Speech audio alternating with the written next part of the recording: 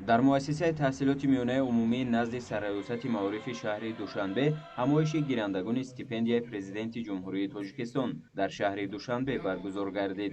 Иқдоми мазкур аз ҷониби раёсати кор бо ҷавонон ва варзиши шаҳри Душанбе ташкилу роҳандозӣ шуд. Дар чорабини роҳбарият ва намояндагони кумитаи кор бо ҷавонон ва варзиши назди ҳукумати ҷумҳурии Тоҷикистон, раёсати кор бо ҷавонон ва варзиши шаҳри Душанбе, сарраёсати маорифи пойтахт ва 311 нафар гирандагони стипендияи президентӣ иштирок намуданд.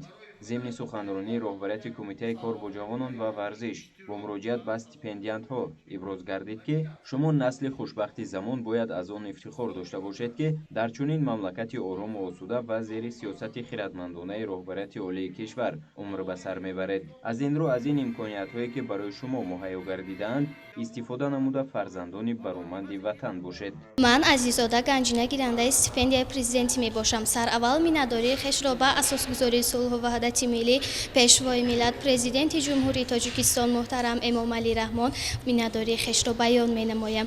боиси ифтихор аст, ки бо ибтикори пешвои миллат имсол дар кишвар шумораи гирандагони стипендияҳои президентӣ ба 3000 нафар расид.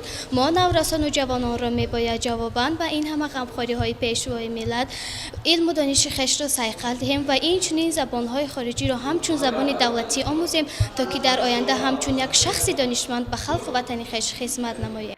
стипендияҳои амалкунанда барои баланд бардоштани савияи дониш ва ҳавасмандгардонии хонандагон мусоидати фаъол мекунад.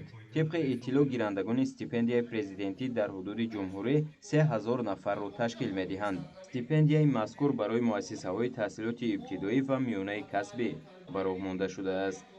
мо дар ҷавоб ба чунин суханронии асосгузори сулҳу ваҳдати миллӣ ва дар чунин дастгириҳои асосгузори сулҳу ваҳдати миллӣ, ки аксарият хатмкунандаҳои муассисаи таҳсилоти миёнаи умум ва литсею гимназиё ҳастем, қавл медиҳем, ки бо баҳои хубу аъло хонда ба донишгоҳҳои дохилӣ ва берун аз ҳудуди ҷумҳурии Тоҷикистон дохил шуда, дар оянда кадрҳои хуби роҳбарикунанда ва ба талаботи замон ҷавобгӯ мегардем.